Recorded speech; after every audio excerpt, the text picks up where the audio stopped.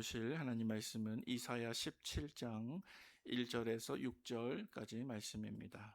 이사야 17장 1절에서 6절까지 말씀입니다. 교독하시고 마지막 절은 납독하도록 하겠습니다. 다메섹에 관한 경고라. 보라, 다메섹이 장차 성읍을 이루지 못하고 무너진 무더기가 될 것이라. 아로엘의 성읍들이 버림을 당하리니 양무리를 치는 곳이 되어 양이 눕되 놀라게 할 자가 없을 것이며, 에브라임의 요사와 다메섹 나라와 아람의 남은 자가 멸절하여 이스라엘 자손의 영광같이 되리라. 만군의 여호와의 말씀이니라. 그날에 야곱의 영광이 쇠하고 그의 살찐 몸이 파리하리니 마치 추수하는 자가 곡식을 거두어 가지고 그의 손으로 이삭을 벤 것 같고 르바임 골짜기에서 이삭을 주운 것 같으리라. 그러나 그 안에 주울 것이 남으니 감람나무를 흔들 때에 가장 높은 가지 꼭대기에 과일 두세 개가 나눔 같겠고 무성한 나무의 가장 먼 간지에 네다섯 개가 나눔 같으리라. 이스라엘의 하나님 여호와의 말씀이니라. 아멘. 네, 오늘 우리가 함께 묵상할 본문 말씀은 북이스라엘에 대한 하나님의 심판의 말씀과 또 북이스라엘과 손을 잡고 동맹을 맺었던 북쪽 나라 아람이라고 하는 국가에 대한 심판의 내용입니다. 이사야 선지자가 살아 있었을 당시에 북이스라엘과 아람은 당시에 팽창하던 아수르에 맞서서 서로 동맹을 맺었습니다. 그리고 그 동맹을 맺는 과정 속에서 남유다를 침공하기도 했습니다. 하지만 북이스라엘에게 하나님께서 지적하시는 잘못이 있었습니다. 그것은 그들이 하나님을 신뢰한 것이 아니라 바로 옆에 있는 동맹국인 아람의 힘을 하나님보다 더 신뢰했다는 것입니다. 오늘 본문의 말씀을 함께 살펴보도록 하겠습니다. 우리 먼저 1절 말씀, 우리 화면을 통해서 혹은 성경을 통해서 말씀을 보시면서 한번 따라와 보시기를 바랍니다. 자, 1절 말씀은 다메섹 혹은 아람에 대한 경고의 말씀입니다. 상반절 말씀에 보니까 다메섹이라고 하는 도시의 이름이 등장하고 있습니다. 다메섹은 오늘날 시리아의 수도인 다마스쿠스를 의미합니다. 물론 이때에는 시리아가 아니라 고대 국가인 아람의 수도였습니다. 하반절 말씀에 보니까 이렇게 기록하고 있죠. 다메섹이 장차 성읍을 이루지 못하고 무너진 무더기가 될 것이라. 여러분, 다메섹은 인류가 건설한 도시 가운데 가장 오래된 도시 중에 하나입니다. 예로부터 다메섹은 매우 견고한 성읍이었습니다. 그러나 본문 말씀에 보니까 그 견고했던 성읍이 하루아침에 무너진 무더기가 될 것이다 라고 말씀하고 있습니다. 특별히 이 당시 북이스라엘은 강대국 아수르의 팽창에 맞서서 말씀드렸던 것처럼 이 아람과 손을 잡았고 그들의 동맹의 힘을 의지했습니다. 그러나 인간이 힘을 합쳐서 쌓은 이 동맹의 힘과 또 견고한 성읍도 하나님의 한숨 앞에 한 번에 무너지고 또 패배하게 된다는 것입니다. 그 다음에 이어지는 2절 말씀 보시기 바랍니다. 우리 화면이나 성경을 통해서 말씀을 보면서 따라와 주시면 고맙겠습니다. 2절 상반절 말씀에 보니까 아로엘의 성읍들이라고 하는 구절이 등장합니다. 아로엘의 성읍들, 지명이겠죠. 성경학자들은 구체적으로 이곳이 오늘날 어디에 해당되는지 그 위치를 알지는 못합니다. 하지만 아마도 다메섹과 같이 아람 안에서 한때 번영했던 도시들 가운데 한 장소였을 것입니다. 번영했다라고 하는 것은 도시의 기능을 위해서 많은 인프라들이 세워지고 인구가 많이 살았고 사람들의 왕래가 잦았던 곳을 의미할 것입니다. 자, 그러나 하반절 말씀에 보니까 이곳이 이제는 버림을 받습니다. 그래서 가축대인 양들이 거니는 장소가 되었습니다. 자, 그런데 이 양들은 사실은 주인이 있거나 잘 관리된 양들이 아닙니다. 하반절 말씀에 양이 눕되 놀라게 할 자가 없다라고 말씀하고 있는데 이것은 어쩌면 양의 주인과 같은 인기척조차도 그 도시에 남아있지 않아서 도시가 완전히 비어버렸고 철저하게 모든 사람들이 살육당하는 두려운 광경을 담아내고 있습니다. 우리 그 다음 3절 말씀 보시기 바랍니다. 자, 상반절 말씀에 보니까 에브라임의 요새라고 하는 구절이 있죠. 에브라임의 요새라고 하는 것은 북이스라엘을 뜻하는 말입니다. 에브라임은 북이스라엘에 있었던 10개 지파 가운데 가장 큰 지파였습니다. 그래서 때로는 북이스라엘이라는 말 대신에 북이스라엘을 가장 대표할 수 있는 이 에브라임이라고 하는 이름으로 성경에서 북이스라엘을 지칭하기도 합니다. 자, 그다음 이어지는 지명들이 있습니다. 다메섹 나라와 아람이라고 하는 구절이 있습니다. 이것은 북이스라엘과 함께 동맹을 맺었던 아람이라고 하는 나라를 뜻하는 것입니다.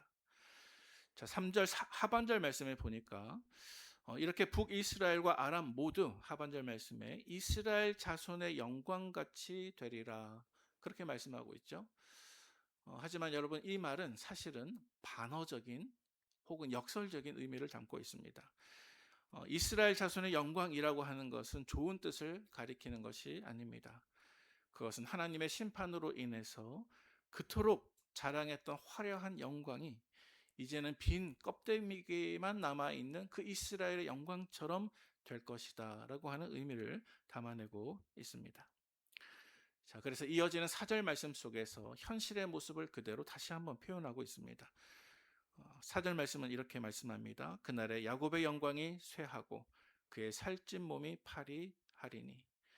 자, 조금 전에 이스라엘의 영광이라는 말이 3절 말씀에 등장하고 또 4절 상반절 말씀에 보니까 야곱의 영광이라고 말하고 있습니다. 이것은 똑같은 것을 뜻합니다. 3절 말씀에서는 역설적으로 반어적으로 표현했다고 하면 이제 이 4절 말씀 속에서는 있는 그대로 현실적으로 표현을 하는 것입니다. 그날에 야곱의 영광이 쇠하고 그의 살찐 몸이 파리하리니. 이제 야곱의 과거의 영광은 모두 다 제거가 될 것입니다. 그 영광이 쇠하게 될 것입니다. 그의 살찐 몸은 파리하게 될 것입니다. 아무리 과거에 북이스라엘이 외형적으로 풍요로움을 얻었고 또 군사적으로 강했다 할지라도 이제는 쪼그라들게 될 것입니다. 언제 이 일이 일어난다고 말씀하고 있습니까? 상반절 말씀해 보니까 그날에. 여러분, 이 그날이 무엇을 뜻하겠습니까? 이것은 그들이 하나님께 심판받는 그날을 의미합니다. 역사적으로 아람은 기원전 732년에 또 북이스라엘은 기원전 722년에 강대국 아수르에 의해서 완전히 멸망을 받았습니다. 이어진 5절 말씀 보시기 바랍니다. 우리 5절 말씀 같이 한번 읽어보겠습니다. 시작. 마치 추수하는 자가 곡식을 거두어 가지고 그의 손으로 이삭을 벤 것 같고 르바임 골짜기에서 이삭을 주운 것 같으리라. 아멘. 자, 방금 읽은 이 5절 말씀이 뜻하는 것은 무엇이냐면 패망한 북이스라엘의 심판 이후의 모습을 담는 말씀입니다. 자, 무슨 뜻이냐 하면 상반절 말씀에 마치 추수하는 자가 곡식을 거두어 가지고 그의 손으로 이삭을 벤 것 같고, 이 구절은 당시 사람들이 추수 때가 되어서 들판으로 나가면 먼저는 낫 같은 도구로 곡식을 1차적으로 뱁니다. 자, 그 다음 2차적으로 손으로 남아있는 모든 이삭을 땁니다. 자, 그렇게 되면 들판에 남아있는 것이 무엇이 있겠습니까? 남아있는 것이 아무것도 없겠죠. 추수가 때가 되어서 사람들이 곡식을 한번 베고 그 다음에 손으로 이삭을 따서 남아있는 것이 아무것도 없는 것처럼 북이스라엘에게는 아무것도 남지 않을 것을 말씀하고 있는 것입니다. 또 하반절 말씀에 보니까 이런 구절이 있습니다. 르바임 골짜기에서 이삭을 주운 것 같으리라. 자, 당시에 르바임 골짜기라고 하는 것은 북이스라엘에서 곡식이 아주 잘 풍성하게 열리는 그러한 풍요로운 지역을 뜻합니다. 이 당시에 북이스라엘의 모든 가난한 사람들은 풍요롭기로 소문한 이 르바임 골짜기에 가서 추수 후에 남아있는 이삭을 다 손으로 주워 담았습니다. 그들은 남아있는 이삭을 그곳에서 하나도 남겨두지 않았습니다.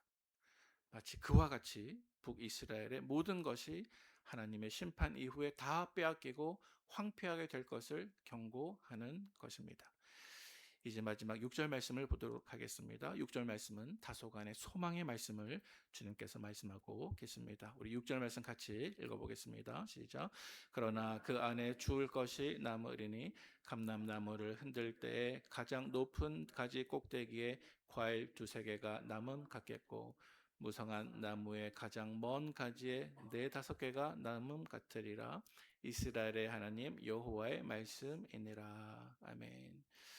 자, 상반절 말씀 속에서 그러나, 이 그러나라고 하는 단어가 소망을 담고 있습니다. 그러나 그 안에 주울 것이 남으리니. 조금 전에 읽었던 5절 말씀에 보니까 모든 것이 다 빼앗기고 다 황폐하게 될 것이라고 말씀하셨음에도 불구하고 이러한 무서운 심판의 경고 이후에 극적인 반전과 함께 우리 주님께서는 한 가지 소망을 남겨두십니다. 그것은 남은 자에 대한 소망입니다.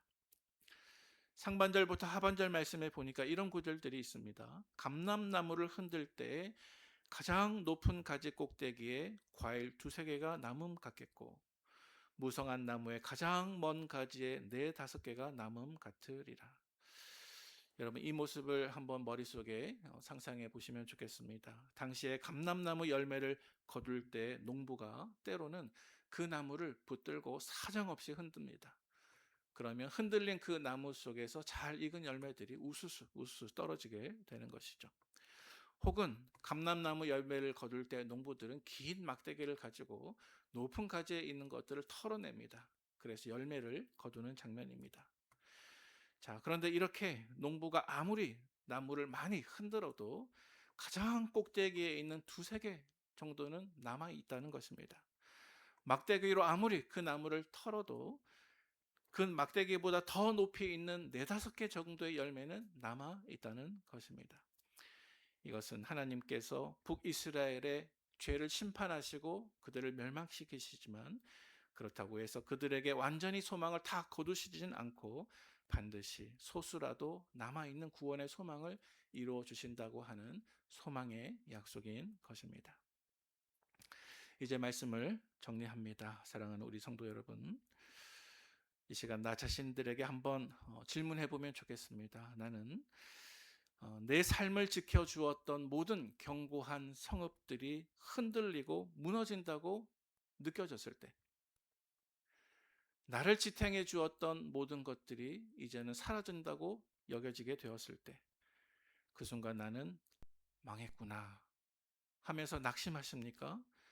아니면 비로소 그 순간 창조주이신 하나님을 바라보십니까? 우리는 하나님께서 나에게 주신 모든 물질, 모든 풍요, 모든 지위 등을 내 삶을 영원히 지켜줄 수 있는 담과 같이 착각하거나 오해해서는 안 되는 것입니다. 여러분, 우리는 공급과 공급자를 반드시 구분해야만 합니다. 무슨 뜻입니까? 우리는 하나님께서 우리에게 베풀어 주시는 모든 공급을 의지할 것이 아니라 그것을 나에게 주시는 공급자이신 하나님을 신뢰하고 의지해야 된다는 말씀입니다. 우리가 모든 것을 나에게 공급해 주시는 그 하나님을 잊어버리고 하나님이 나에게 공급해 주신 사람이나 물질이나 풍요 등과 같은 것을 우상처럼 섬기게 되면 하나님께서는 마치 추수 때의 모든 곡식들이 다 거두어지고 하나도 남김이 없는 것처럼 우리에게 그것들을 다 쓸어버리고 남김없이 거두어 가실 것입니다. 그러나 만약 우리가 감람나무를 아무리 흔들어도 가장 높은 꼭대기에 있는 두세 개의 열매가 남아있고 또 막대기로 나무를 털어내어도 그거보다 더 높이 달려있는 네다섯 개의 열매가 남아있는 것처럼 만약 우리가 하나님이 우리를 징계하시거나 우리를 책망하실 때 그래도 여전히 떨어지지 않는 믿음의 열매가 남아있다고 한다면 우리가 오직 창조주 하나님을 바라보는 시선으로 그 믿음의 열매들을 지켜낼 수만 있다고 한다면 하나님은 여러분들을 이 땅에 남아있는 구원받은 백성으로 소중하게 여겨주실 것입니다. 따라서 아무리 흔들려도 아무리 고난이 와도 떨어지지 않는 그 네다섯 개의 열매 혹은 두세 개의 열매가 내 삶 속에 반드시 지켜질 수 있도록 자원이나 사람의 힘을 의지하는 것이 아니라 모든 것을 공급해 주시는 하나님만을 의지하는 저와 여러분들이 되시기를 주님의 이름으로 축원을 드립니다. 함께 기도하겠습니다.